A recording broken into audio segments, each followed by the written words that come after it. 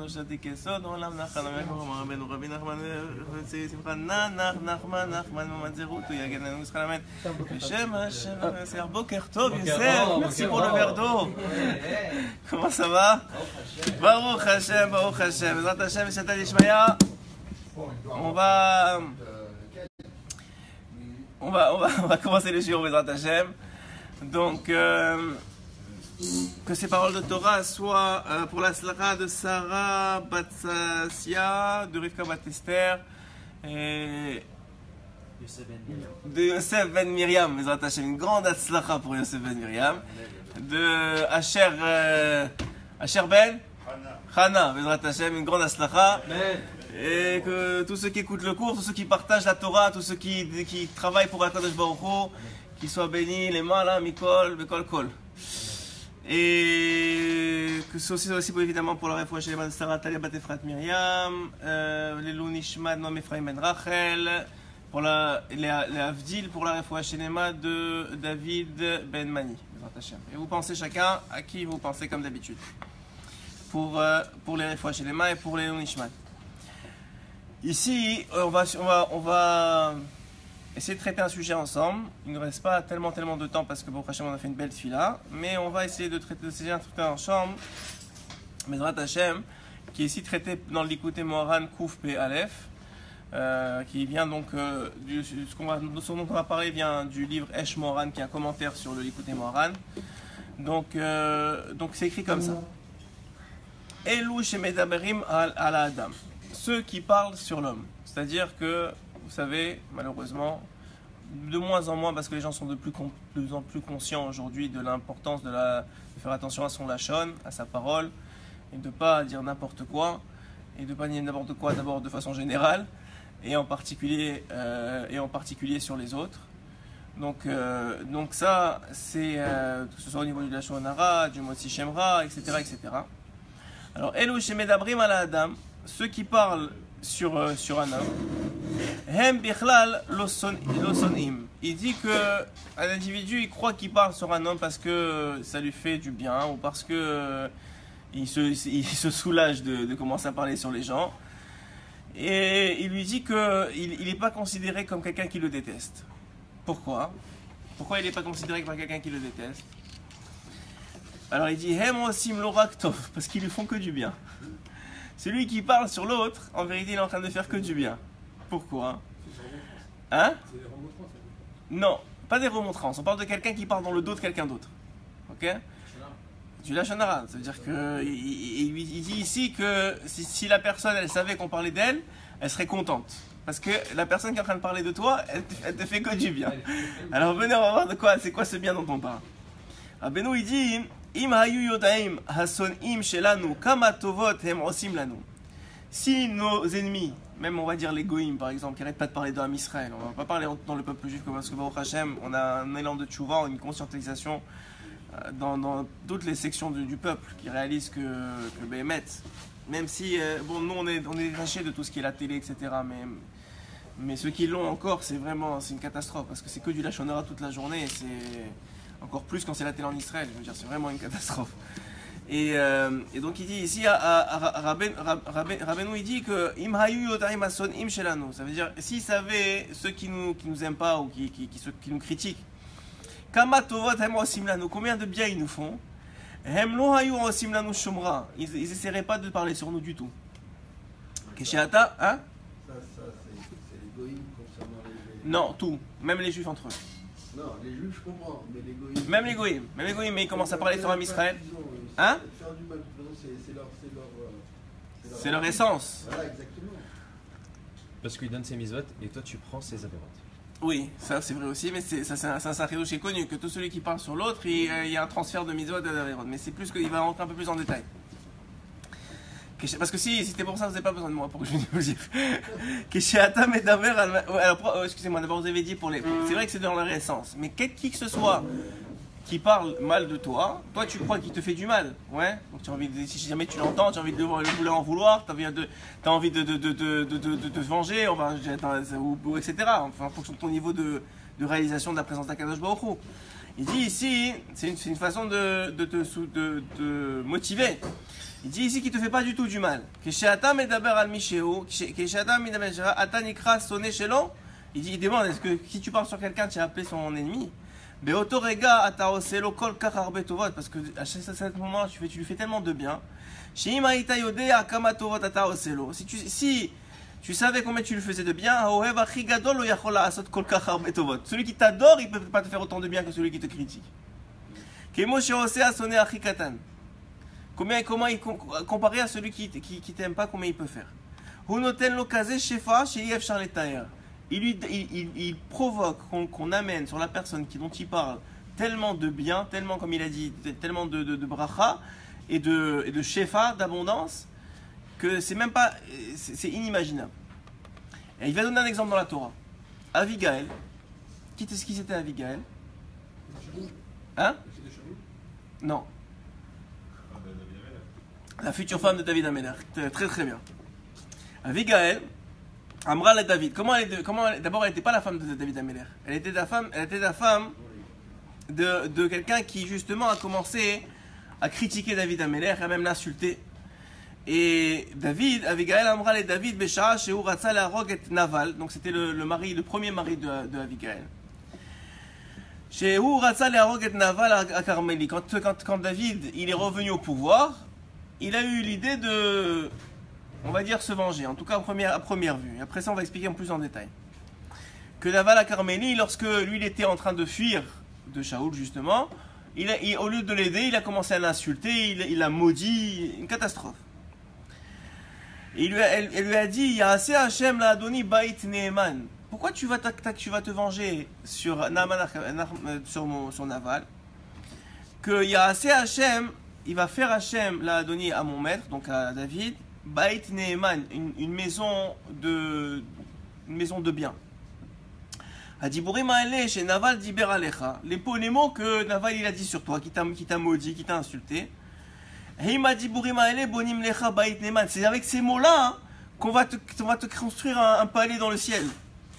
Ma takoes, qu'est-ce que tu t'énerves? Meviim la Adam, avanim la chatser shelo, livnot lo bait.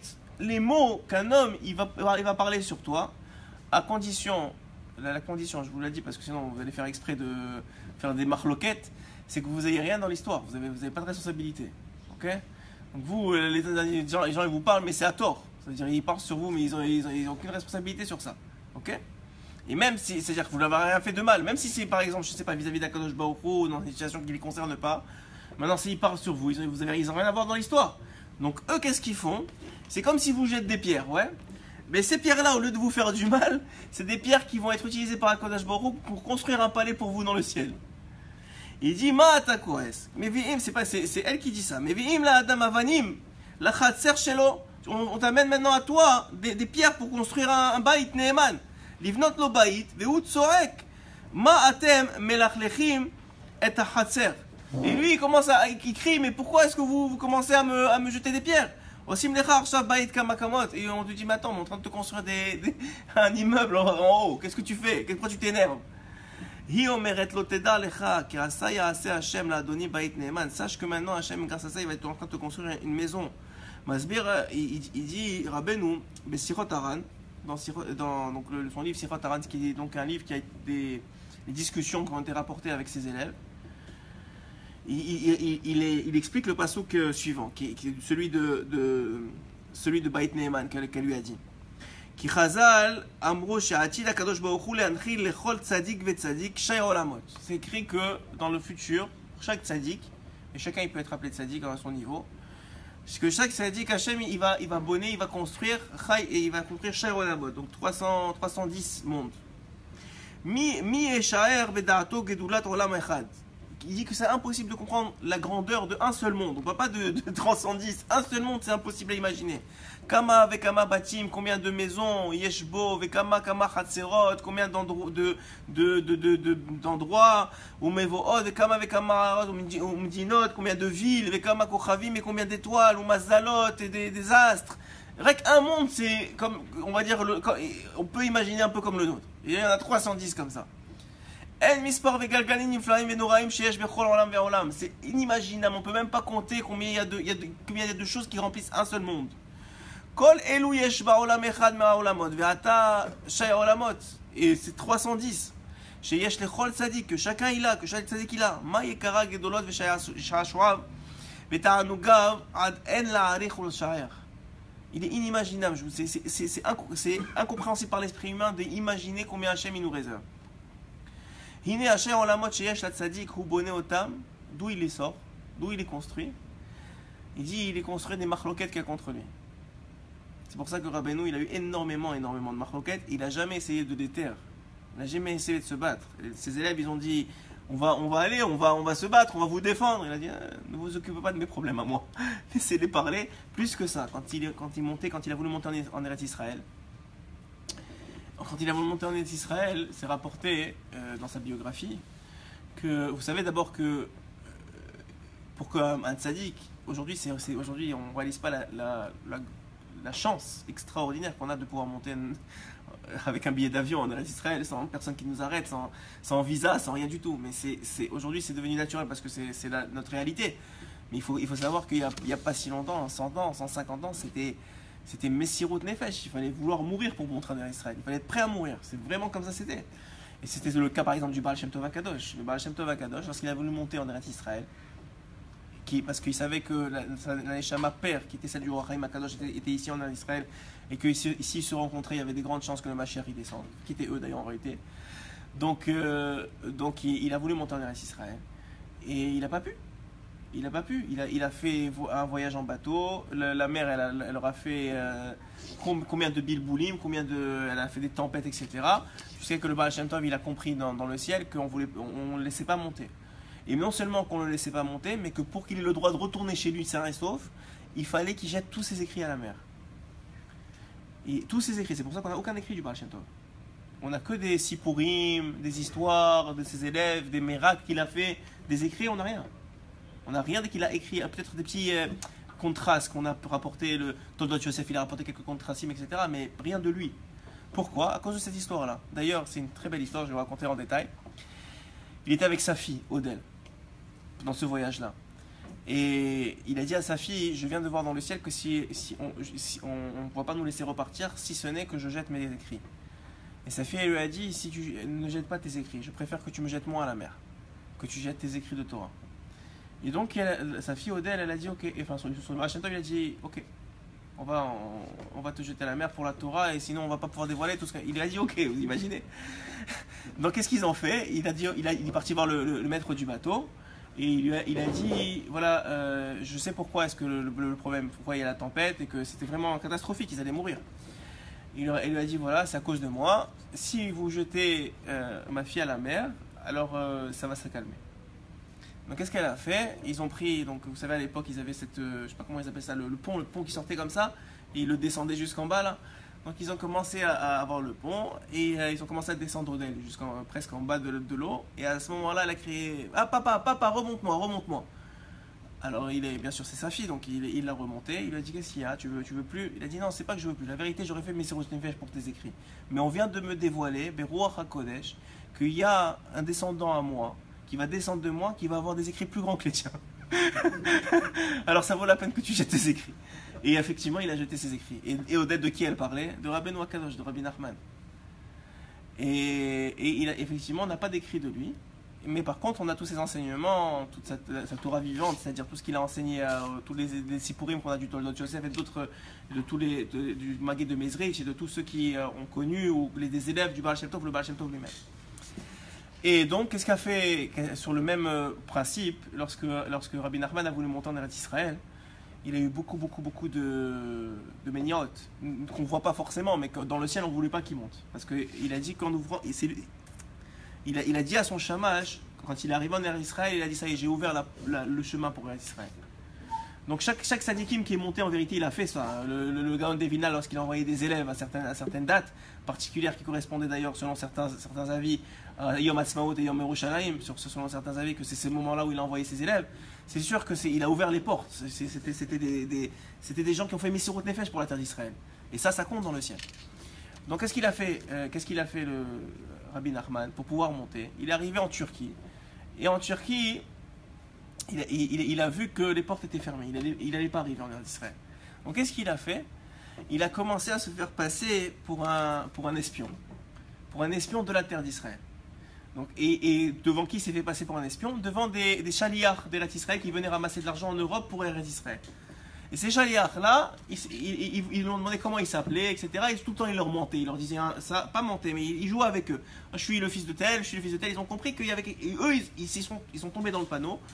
Et ils ont cru que Béhémet, c'était un négat d'Israël et qu'ils voulaient monter pour récupérer des informations pour le sultan. Donc qu'est-ce qu'ils ont fait? Ils ont fait plein de bisaïon. Mais ils l'ont insulté, devant tout le monde, ils ont commencé à le rabaisser. Ils ont dit à celui qui s'occupait du port, ne le laisse pas monter, on te paye, ne le laisse pas monter dans un bateau. Donc il s'est fait faire des bisaïon. Et le shamash qui était Rabbi Shimon, son shamash qui aujourd'hui est enterré en bas du Harizal, c'est celui qui est enterré en bas du Harizal, que Rabbeinu il a dit, avant même que Rabbi Nathan il le connaisse, il a dit à Rabbi Shimon, c'est toi qui seras mon shamash dans l'Olam.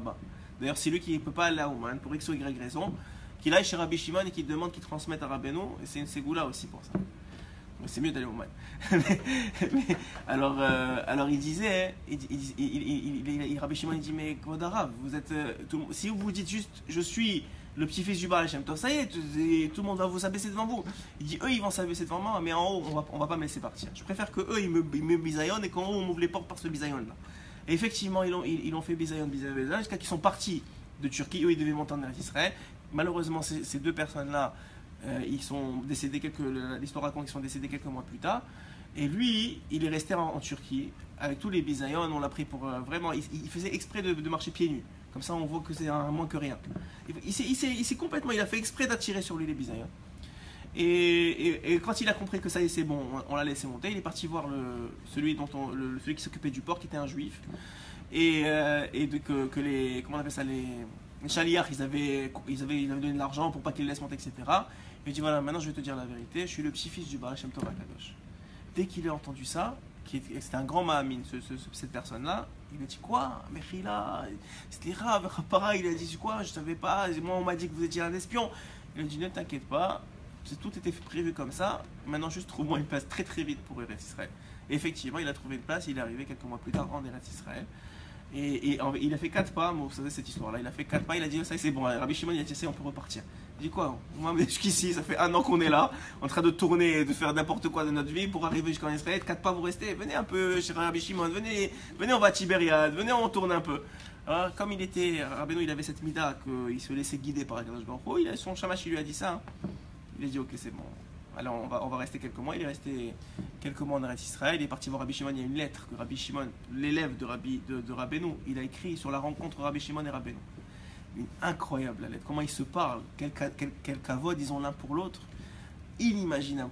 Quand tu lis ça, c'est vraiment, c'est péléplaïm. Et comment, et d'ailleurs dans cette lettre-là, on s'éloigne un peu ici, mais c'est pas grave. Dans cette lettre-là, Rabbeinu il demande à Rabbi Shimon, il dit qu'il va y avoir un temps que Ouman va être fermé. Il savait déjà qu'il allait passer à Ouman. Il a dit il va y avoir un temps où mon kéver il va être fermé, personne ne va pouvoir arriver. S'il te plaît, reçois mes élèves au moment de Rosh Hashanah pour moi. Et amène-moi leur tfilot. Dans la lettre, dans leur discussion, il avait déjà demandé ça. Et effectivement, c'était lorsque Ouman, il y avait les soviétiques et que Ouman était fermé, les Breslev à l'époque étaient très peu.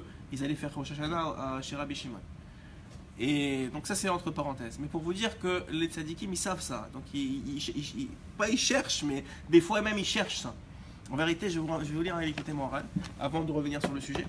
Je vais lire un écouté Moran où c'est écrit ça. C'est écrit que le tzadik il fait exprès de faire ça. Il dit que où est-ce que j'ai là? Ah, j'ai mis ici. Voilà. Il dit Vechen al yedei avedat Hashem. Lorsqu'un tzadik il va faire la avodat Hashem, c'est-à-dire le service divin. Il dit qu'il y a dans chaque génération certains tzadikim, en particulier un, qui est connu mais en vérité qui n'est pas connu. Ça veut dire quoi qui est connu mais qui n'est pas connu? Ça veut dire qu'on sait que c'est un tzadik, mais on n'a aucune idée de sa grandeur. C'est-à-dire on sait que c'est un tzadik, on dit ouais bon c'est un tzadik comme un autre tzadik, mais en vérité il est extrêmement grand ce tzadik-là. Il est mefursam ve eno mefursam. On le connaît mais on ne le connaît pas vraiment. Et dans chaque génération, Rabbeinu dit qu'il y en a comme ça. C'est-à-dire, il est tout le monde parle de lui, mais on ne sait pas exactement qui il est. Mais même malgré qu'on parle de lui, comme on ne sait pas qui il est, quelle est sa grandeur, c'est comme s'il n'était pas vraiment révélé. Parce que il n'a pas, aux yeux des gens, l'importance qu'il a vraiment dans le ciel, aux yeux d'Akadosh Baruch Hu. ויש אחד שאינו חפץ בזה, רק שאיבד את המפורסם, דהיינו אבדת השם שהיא הנפש, דהיינו אף על פי שאין רצונו שלא יהיה מפורסם, אף על פי כן איבד אותו, כי כמו שאדם עובד דבר שלא ברצונו, דהיינו שאיבד את השם, שהוא בחינת מפורסם שיש לו שם בעולם. אבל, donc il y en a que, au bout d'un moment, qu'est-ce qui se passe? Ils sont pas mefoursam, c'est-à-dire ils sont pas connus, comme le Baal Shem Tov au début de sa vie, il faisait exprès d'être caché, mais au bout d'un moment on décide dans le ciel que c'est bon, il faut qu'il se dévoile, et on le force finalement à se dévoiler. Et il devient, tout le monde commence à comprendre sa grandeur. Mais il y en a d'autres, Aval Yesh Echad, il y en a un. Chez Osezot Kirtsono Uvdato, il va faire exprès de rester caché, comme on a dit au début au Baal Shem Tov, chez Moser et Nafsho qui va sacrifier son âme, Al-Kidush Hashem pour la grandeur d'Akadosh Baruch Hu. Dehainu hamfursam shelo, shehu bechinat Shem kanal, shehu bechinat nefesh, umechamat ze afal pi shehu mefursam, afal pi chen eno mefursam. Ki adraba, au contraire, ou les efer, ki akol dvorim alav, uvodim alav, kezavim shelo ala al dato, il va faire exprès de trouver des moyens que les gens ils l'humilient, que d'avoir un mauvais nom. Il y a un tzaddik comme ça dans chaque génération qui fait exprès, hein, écoutez bien, il fait exprès qu'on parle de lui mal. Ok? Hein? Je sais pas si ça va avoir les 35, je dis pas ici. Mais il y en a un en tout cas qui fait exprès, sûrement que ça doit être, je sais pas. La vérité, je sais pas. Donc il fait exprès qu'il y a kol dovrim alav ou vodim alav kezavim, shelo ala al dato, veyesh lo shefichut damim mamash mise. Il souffre de ça. C'est pas qu'il kiffe de ça. Il souffre de qu'on parle de lui mal. Ouais. Et on sait c'est bekavana, mais il fait ça exprès. Pourquoi il fait ça exprès? Ki hu bechinat misitra nefesh mamash, ki Hashem hu nefesh, vegam yesh lo shefichut damim mise. Mais même s'il souffre de ça, mais ou matzil, pourquoi il fait ça? Matzil et Israël basé. Il sauve un Israël grâce à ça. Mima shahaya raoui lavo alehem, de ce qu'il méritait de recevoir.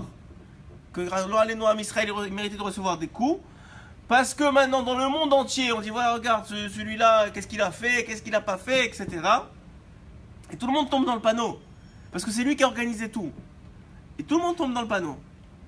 Chaz v'shalom bishvil hayechun va l'aider mesirot nafsho, parce que le fait qu'il l'a fait volontairement et qu'il a tout organisé pour qu'on parle de lui mal, mais en vérité c'est un très très très grand sadique. Hu matzil otam, il les sauve de ce qui est censé arriver au Am Israël. Le Messirut Nefesh de ce tzaddik là, il y en a un dans chaque génération, frère. C'est pour ça, je vous donne un très grand conseil. Ne parlez jamais sur personne, et en particulier sur les tzaddikim. Jamais, jamais, jamais ne sortez un mot. Jamais, même une pensée, essayez de l'éliminer. Parce que vous n'avez aucune idée de c'est quoi leur kavanot, que c'est quoi. Hein? D'abord savoir qui c'est. Il avait une version cachée. Non, je vous parle. Ici, il dit que c'est quelqu'un qu'on connaît. Il est méfoursam, dans le sens qu'on sait que c'est un tzaddik, mais on ne sait pas à quel point c'est un tzaddik. C'est pour ça qu'il est méfoursam, vélo méfoursam. Et de fait, que les gens ils savent que c'est un tzaddik. Donc maintenant, ça a l'air de faire un chilul Hashem aux yeux des gens, parce que qu'est-ce qu'il a fait, qu'est-ce qu'il n'a pas fait. Ouais. Mais en vérité, lui, tout ce qu'il fait, c'est qu'il est matzil otam. Il les sauve de la punition par le shichut damim, par le versement de sang que lui, il ressent à cause de ça. Qui eux sont complètement cachés. Oui, alors ça répond à sa question. C'est que ça ne fait pas voir si c'est la Medva Sadikim, parce que la Medva Sadikim, a priori, mais c'est bizarre, ils sont cachés, mais moi j'ai pas entendu de moi, mais le Rav Arouche il a dit que l'un de ses maîtres, le Rav. J'ai oublié son nom. Menachem, peut-être moi, on n'a pas voulu que je dise son nom. En tout cas, l'un de ses maîtres était le roche de la Medva Sadikim, mais c'était aussi un Sadik. C'était aussi un Rav. Je me rappelle plus c'est qui.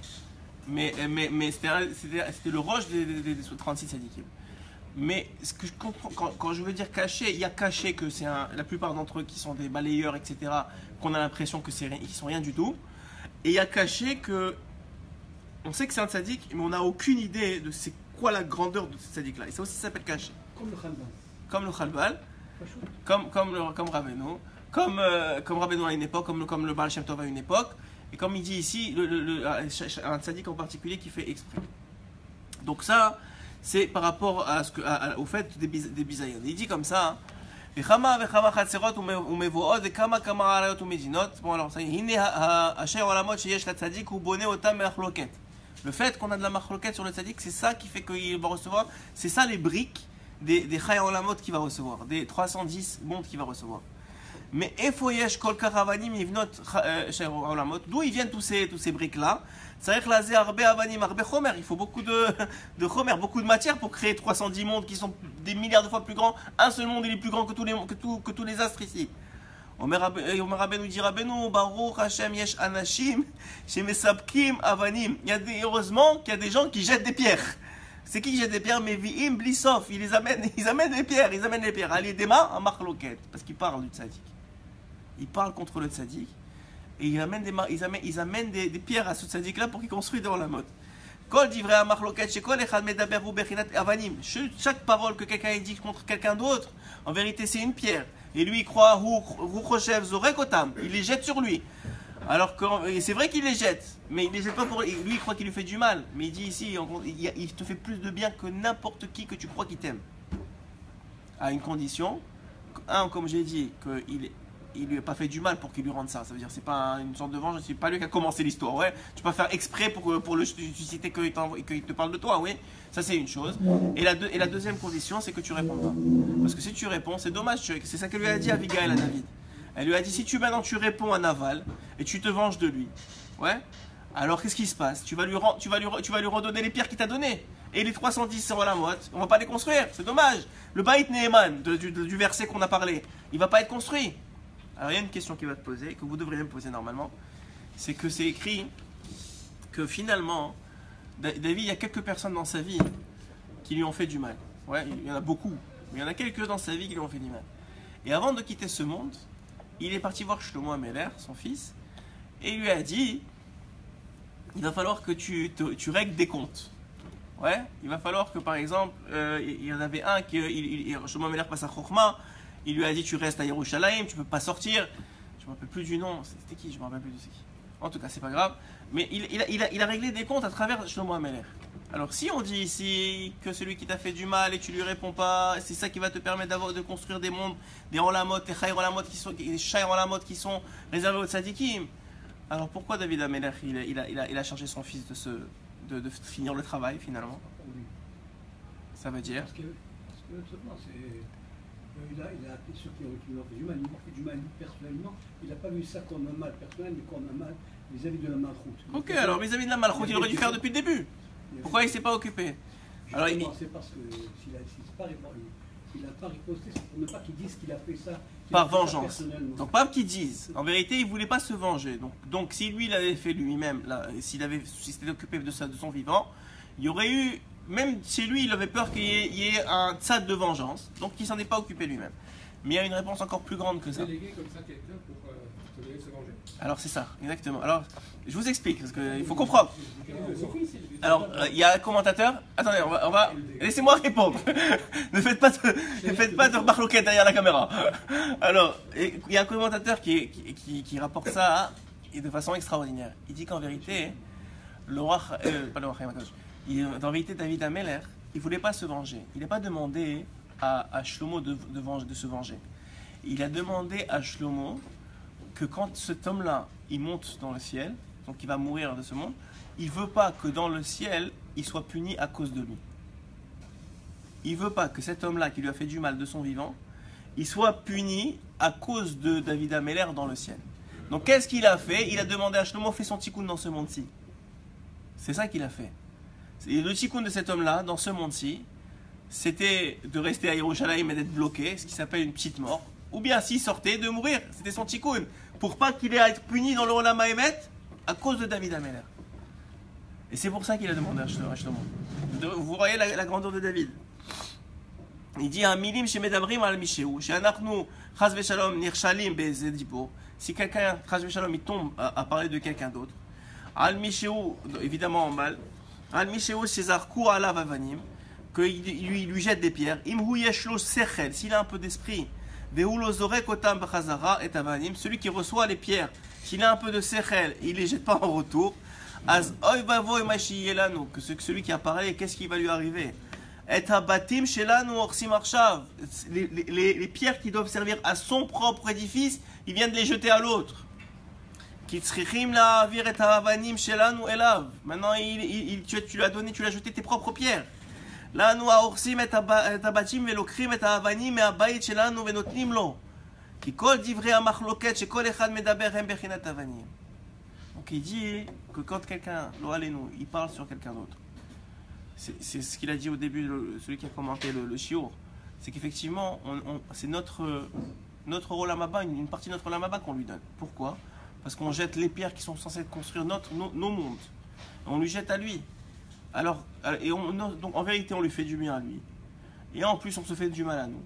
Et tout ça, pourquoi? Parce qu'on ne sait pas retenir notre lèvre, notre bouche et nos pensées. Parce qu'on n'est pas capable de... Alors, je vous ai dit, vous savez, il y a un dicton chez les goïms, il ne faut pas juger, il ne faut pas juger, il ne faut pas juger. Mais c'est un dicton qui vaut rien. Vous savez pourquoi il vaut rien? Parce que c'est impossible de ne pas juger. Vous savez, le seul qui ne juge pas, c'est l'aveugle. Quelqu'un qui est aveugle, lui, tu peux dire, il peut ne pas juger. Pourquoi? Parce qu'il ne voit rien. Mais dès que tu vois quelque chose, dès que tu as les yeux ouverts, automatiquement, ton cerveau, il analyse. Et il porte un jugement. Automatiquement. Donc c'est impossible de ne pas juger. Dire ne juge pas, ça n'existe pas. Ce qu'il faut dire, c'est ne juge pas mal, ne juge pas défavorablement. Ça oui. Mais juger, tu juges des milliards de fois à la seconde. Chaque situation que tu vois, chaque personne qui rentre, tu es dans la rue, tu vois quelqu'un qui klaxonne, n'importe quoi qui arrive, tu te dis, ah, pourquoi il fait ça, c'est pas bien, c'est bien. Tout de suite, il y a un jugement. Ok? Sur ce qu'on entend, surtout, tout. Il y a un jugement. Dès que ça rentre à l'intérieur, la paracha de cette semaine, c'est la paracha de la Ménorah. Ouais. Vous savez que la Ménorah, elle avait quoi? 7 branches. Ouais, Rabbeinu, il rapporte dans les écoutes. C'est quoi les 7 branches? C'est les 7 portes d'entrée du visage. C'est les deux yeux, les 2 narines, les deux oreilles et la bouche. C'est quelqu'un qui est chômeur sur la Ménorah, il reçoit le hors d'Akadosh Baruch Hu. Ouais. Donc ça, c'est entre parenthèses. Donc effectivement, n'importe quoi que vous avez avec l'excès extérieur, ça amène un jugement. Tu peux pas dire à quelqu'un ne juge pas. C'est obligé qu'il va juger. C'est pas seulement les yeux. Oui, c'est pas seulement les yeux, mais les yeux c'est le principal, c'est le plus fort. Surtout dans ce qu'on a parlé d'hier. Dans Shmirat Abri. Donc quoi? Ces 7 portes-là, ces 7 portes qui sont, à part que l'Oralénou, quelqu'un qui est sourd ou qui est aveugle l'Oralénou, quelqu'un qui est de constitution normale, il va juger obligatoirement. Donc qu'est-ce que tu dois dire à la personne? Qu'est-ce qu'on doit dire à soi-même? On ne doit pas dire d'arrêter de juger, parce que c'est se mentir. Mais on doit s'habituer tout le temps à voir le positif, à considérer le positif, à juger favorablement. Plus que ça, c'est écrit 2 choses sur le jugement, que moi, ils m'ont changé ma vision du jugement. 2 choses. Le Baal Shem Tov, il dit que lorsque un homme, il arrive à 120 ans, et tous les soirs même, lorsque son âme, elle monte, il est jugé sur la journée. Évidemment, le jugement du soir, c'est un jugement qui est temporaire. Ça veut dire c'est un jugement qui est... comment dire temporaire? Ça veut dire il n'est pas définitif, puisqu'il y a une possibilité de faire tchouva, il y a toujours possibilité de trucs. Donc mais c'est écrit, on va dire, en crayon qu'on peut effacer. Et il y a le jugement à 120 ans que lui, ça y est, c'est terminé. Tu peux plus faire de mitzvah, tu peux plus faire de tchouva, tu peux plus rien faire. Donc effectivement, tu as un jugement qui est écrit au feutre noir. Ok? Mais tout jugement, comment on juge? Alors vous arrivez, c'est rapporté par les Mekoubalim qui, eux, savent très bien comment ça marche, que tu montes en haut, et tu as 3 juges qui sont shayach à qui tu es. C'est-à-dire, si tu es Sfarad, c'est 3 juges Sfarad. Le Ben Ishraï, je sais pas moi, Rav Kadouri et d'autres, ok? Le Ben Ishraï, c'est rapporté que, par beaucoup d'histoires qu'il est l'un des 3, souvent. Ok?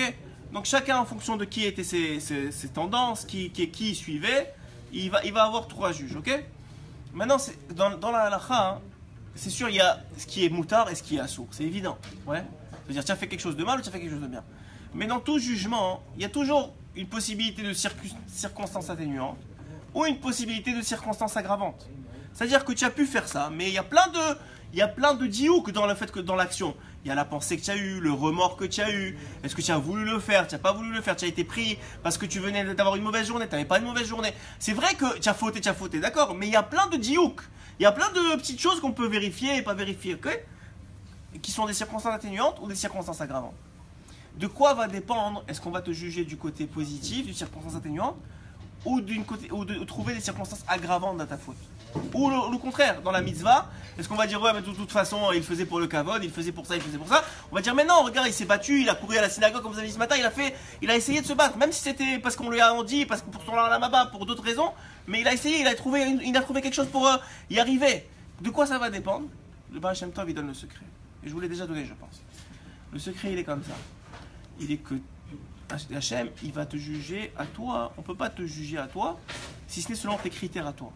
C'est-à-dire que on va te mettre devant des situations qui sont semblables aux tiennes, pas exactement parce que c'est trop facile, mais semblables à ce que tu vis toi au quotidien, qu'on va devoir te juger à 120 ans.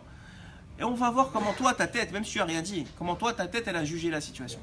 Si tu l'as jugé avec des circonstances atténuantes, avec le côté truc, eh ben toi aussi on va te juger avec des circonstances atténuantes. Mais si toi tout le temps tu vois le côté négatif et tu vois la critique et tu vois le truc qui va pas, eh ben toi aussi on va te juger comme ça. Et le Baal Shem Tov il dit combien il t'y pêche un homme, comme il dit ici, combien il t'y pêche un homme de parler sur l'autre, il est en train de perdre ses avanim, que c'est avanim, c'est ça qui construit les binyanim, les shayr en lamim. La même chose, quelqu'un qui juge quelqu'un négativement, il est en train de se tuer lui. Et ça c'est deuxième chose que dit le Zohar Kadosh. Sur le jugement, et on va finir sur ça parce que les Avreichim commencent à arriver. Le deuxième chose, c'est que le Zohar Kadosh il dit que quand un homme il choisit, comme il dit Rabbeinu, qui choisit tous les jours de prendre quelques minutes pour repasser sa journée et pour se juger, c'est-à-dire se juger pas pour se donner des coups, mais pour dire ok, waouh, il m'est arrivé ça aujourd'hui, je me suis mis en colère, je commence à arriver. Il demande pardon à Hachem, il essaie de dire, tu sais quoi, je vais essayer peut-être demain, je t'en supplie Hachem, aide-moi pour ne plus que ça m'arrive. Il se remet en question, ça ne veut pas dire qu'il se frappe, pourquoi j'ai fait ça, je suis un nul, c'est pas ça que ça veut dire. Juste, il met en exergue, il laisse pas passer la situation.